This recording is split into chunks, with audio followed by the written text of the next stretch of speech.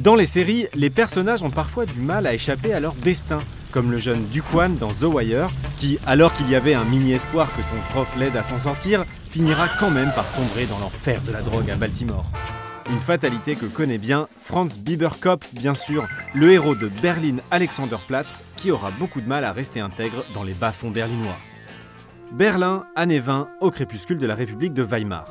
Fraîchement sorti de prison après avoir purgé une peine de 4 ans pour avoir tué sa petite amie à coups de fouet à pâtisserie, sympa, Franz Bieberkopf, un ancien macro, se jure que maintenant c'est fini les bêtises. Mais rapidement, ses vieux démons le reprennent et il retourne se fourvoyer à Alexanderplatz avec les filles de joie, les voyous et toute cette grosse vermine.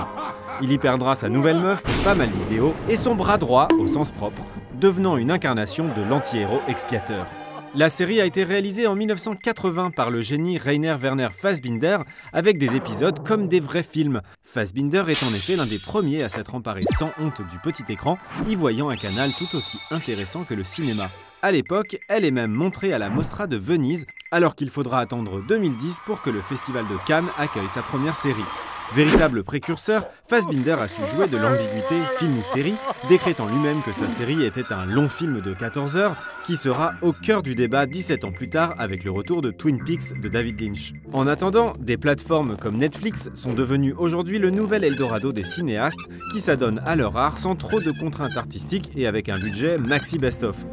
Bon, en revanche, ce n'est pas vraiment une bonne nouvelle pour le cinéma qui vit peut-être ses dernières heures. Et le pire, c'est qu'il y a sûrement quelqu'un qui est en train d'écrire une série à ce sujet.